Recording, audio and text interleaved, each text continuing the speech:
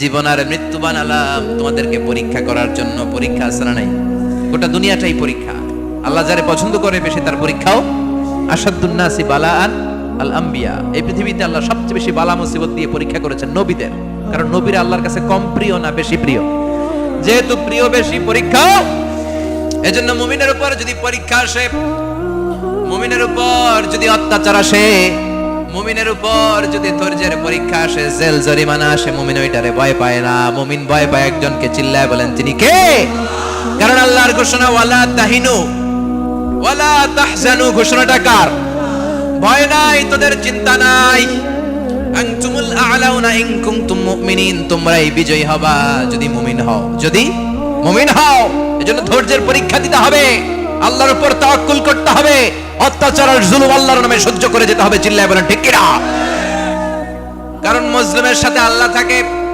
মুসলিমের বদদুয়াকে বিশ্বনবী ভয় করতে বলেছেন। কারণ মুসলিমের বদদুয়ার মাঝে আর আল্লাহর মাঝে পর্দা থাকে। যারা দুনিয়ার বুকে জুলুম করে তাদেরকে ক্ষমতার মসনদ থেকে নামিয়ে দেয় কে? আর যারা মজলুম হয়, যাদের রক্ত দিয়ে জমিন ভেজে, তাদেরকে জমিনের ক্ষমতা দিয়ে দেয় কে? আর যারা রক্ত ঝরায়, ইতিহাস বলে তারা শেষ পর্যন্ত প্রাণ আর জান নিয়ে পালাবার জায়গাটা পায় না। চিল্লায় বলেন ঠিক কিনা? এজন্য মুমিন খুব ভালো করে জানে রাত্রি যত গভীর হয়, সুবহে সাদিকের সময় কাছে আসতে থাকে। গর্ভবতী নারীর পেটের জ্বালা যন্ত্রণা, ব্যথার পেইন যত বাড়ে, নতুন মেহমান আগমনের সময় কাছে আসতে থাকে।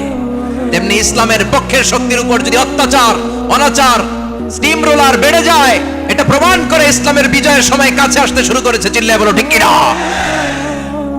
এজন্য রাব্বুল আলামিন ডেকে বলেন, গোলাম লিয়াবলুয়াকুম আইয়ুকুম আহসানু আমালা। কে ভালো আমল করো, কে খারাপ আমল করো, এজন্য আমি জীবন মরণ তৈরি করেছি। চিল্লায় এখন ঠিক কিনা?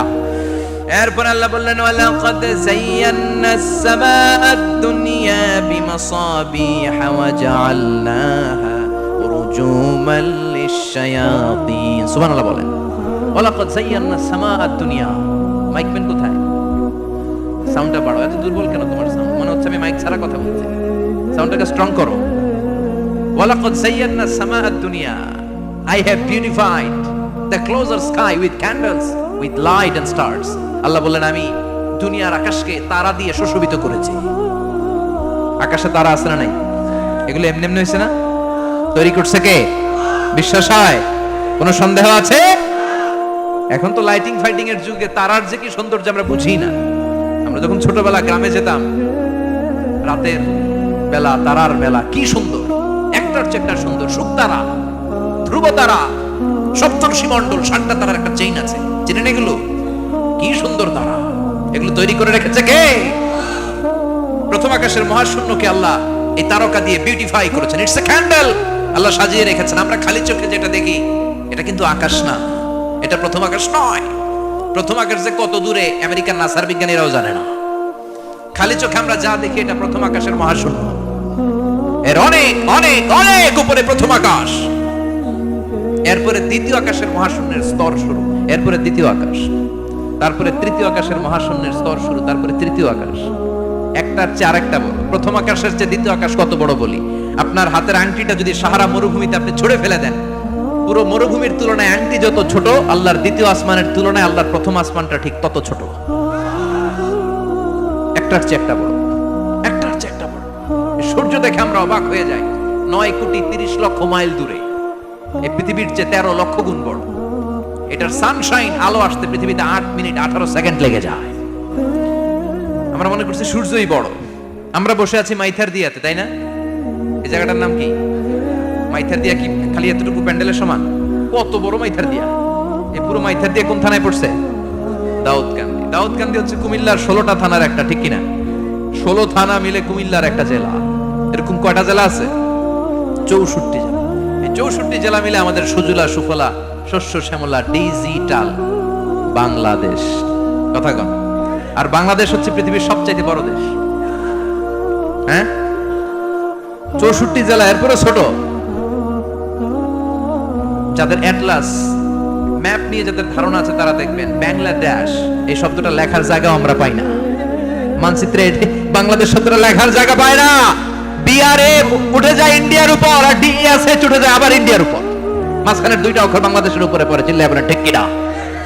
তো ছোট দেশ, পাশের ইন্ডিয়া 20-25 গুণ বড়, ইউরোপ আমেরিকার অনেক দেশ আছে, আমেরিকায় বাংলাদেশের চেয়ে শতগুণ বড়, কানাডা কয়েকশো গুণ বড়, রাশিয়া কয়েকশো গুণ বড়, এরকম প্রায় 200 দেশ নিয়ে পৃথিবীর স্থলভাগ, আর 70% হচ্ছে শুধু পানি। এই সব মিলে আমাদের এই পৃথিবী। আর এত বড় পৃথিবীর চেয়েও নাকি সূর্য 13 লক্ষ গুণ বড়। তার মানে সূর্যই বড় না, সূর্যের চেয়ে অনেক বড় তারা আছে। সূর্যের পরে পৃথিবীর সবচেয়ে কাছের যে তারা বা স্টার, ওটার নাম হচ্ছে প্রক্সিমা সেন্ট্রারি। নাম কি? প্রক্সিমা সেন্ট্রারি। এরপরে আলফা সেন্ট্রারি এ, আলফা সেন্ট্রারি বি, এটা ক্যারিনা, ব্যাটেলজিউস, এরকম একটার পর একটা তারা। যেই সূর্য পৃথিবীর চেয়ে 13 লক্ষ গুণ বড়, ব্যাটেলজিউস নামে একটা তারা আছে, ওটা সূর্যের চেয়ে 33 কোটি গুণ বড়। তার মানে কি ব্যাটেলজিউসই সবচেয়ে বড় না, ছোট্ট একটা তারা। এই ব্যাটেলজিউসকে খেয়ে ফেলাইতে পারে এরকম 1000 কোটি গুণ বড় সাইজের তারা আছে না নাই? এরকম কয়েক বিলিয়ন তারা নিয়ে আমাদের গ্যালাক্সি গঠিত। আমাদের গ্যালাক্সি, এটার নাম মিল্কি ওয়ে। এটার নাম কি? আমাদের গ্যালাক্সি। এই গ্যালাক্সিতে আমাদের অবস্থান। এরকম কত হাজার কোটি গ্যালাক্সি আছে আমেরিকার নাসার বিজ্ঞানীরাও জানে না। আমাদের গ্যালাক্সির সবচেয়ে কাছের যে গ্যালাক্সি, ওই গ্যালাক্সিটার নাম হচ্ছে অ্যান্ড্রোমেডা। কি নাম? অ্যান্ড্রোমেডা। আমাদের গ্যালাক্সি থেকে কেউ যদি কাছের গ্যালাক্সি অ্যান্ড্রোমেডাতে যেতে চায়, তার 2.5 মিলিয়ন লাইট ইয়ার্স সময় লেগে যাবে। কথাটা কঠিন হয়ে গেছে, আমি ভেঙে বলি, তারপরে সুবহানাল্লাহ কই।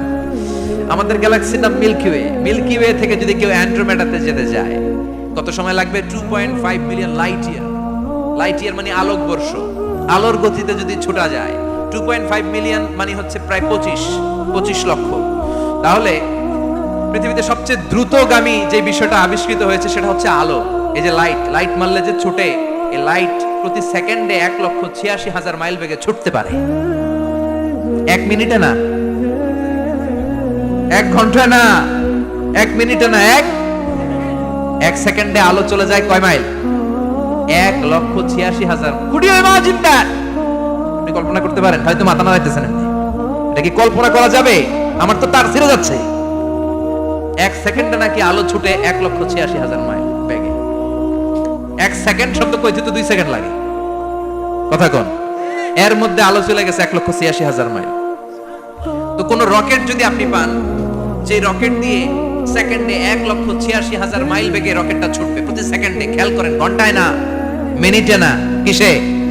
সেকেন্ডে। যে রকেটটা সেকেন্ডে 1,86,000 মাইল বেগে ছুটবে, ওই রকেটটা দিয়ে আমাদের গ্যালাক্সি থেকে আমাদের পাশের গ্যালাক্সি অ্যান্ড্রোমেডাতে পৌঁছতে আপনার 25 লক্ষ বছর লেগে যাবে। সুবহানাল্লাহ বাড়িতে গিয়ে বললেন।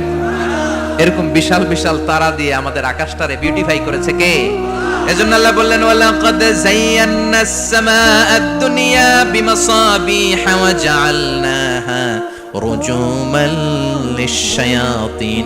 আমি এই দুনিয়ার আকাশটারে সুন্দর সুন্দর তারকারাজি লাইটের মতো সেটিং করে সুশোভিত করেছি। আবার এই তারকা দিয়ে আমি শয়তানদেরকে প্রহারও করেছি। সুবহানাল্লাহ। শয়তানদেরকে আল্লাহ তারা মেরে আঘাত করে। সুবহানাল্লাহ বলেন। এরপরে এই সূরার প্রথম রুকুর শেষে আল্লাহ বললেন, ওয়াসিররু কাওলাকুম আও ইজহারু বিহি ইন্নাহু আলিমুম বিযাতিস সুদূর আলা ইয়ালামু মান খালাকা ওয়া হুয়াল লাতীফুল খাবীর। আল্লাহ বললেন, ওয়াসিররু কাওলাকুম, তোমরা যদি গোপনে কথা বলো, আও ইজহারু বিহি, কিংবা স্পষ্ট করে বলো, সব শুনে কে? আপনি যেমনি বলেন শুনবে কে? বলেনই নাই, শুধু মনে মনে ভাবছেন, শুনবে কে? সুবহানাল্লাহ কইবেন না?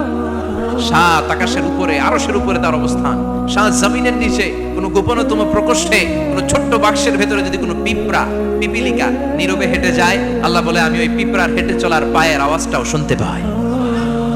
এজন্য কেউ যেটা শুনে না, শুনে কে? এরপর আল্লাহ বললেন, হুয়াল্লাযী জাআলা লাকুমুল আরদা যালুলান ফামশু ফি মানাকিবিহা ওয়া কুলু মির রিজকি ওয়া ইলাইহিন নুশুর। সুবহানাল্লাহ বলেন। আল্লাহ ডেকে বললেন, গোলাম, তোমাদের জন্য জমিনটারে আমি বিছানা বানিয়েছি। আল্লাযী জাআলা লাকুমুল আরদা ফিরাশা, জমিনটারে বিছানা বানিয়েছে কে? এই বিছানার মতো সমতল জমিন দিয়ে তোমরা হেঁটে বেড়াও, চলে বেড়াও, হেলে দুলে পড়ার সুযোগ নাই, ঠিক কিনা? এই যে মাইথার দিয়ার আজকের যে ময়দান, এটা যদি বিছানার মতো সমান না হইতো বসতে পারতেন? কথা কন। এই ময়দানের প্যান্ডেলের এদিক দিয়ে উঁচা, এদিক দিয়ে গর্ত, এদিক দিয়ে নিচা, এদিক দিয়ে খাড়া, কেমন হইতো? কথা কন। কেউ আমারে দেখতো, কেউ দেখতো না, কেউ দাঁড়াইয়া, কেউ বইসা, আছে না নাই? কিন্তু জমিনটারে সমতল বানালো কে? আপনি যদি বিমান থেকে যদি আপনি দেখেন, বিমানের গ্লাস দিয়ে জানলা দিয়ে যদি আপনি নিচের দিকে তাকান, আপনি দেখবেন মনে হবে পুরো জমিনটাকে আল্লাহ সবুজ কার্পেট দিয়ে কার্পেটিং করে রেখেছে। এই সৌন্দর্য দিয়েছে কে? আবার রব্বুল আলামিন বলেন, জমিনটারে সমান দেখে, কার্পেটিং দেখে মনে করো না তোমরা বেঁচে গিয়েছো।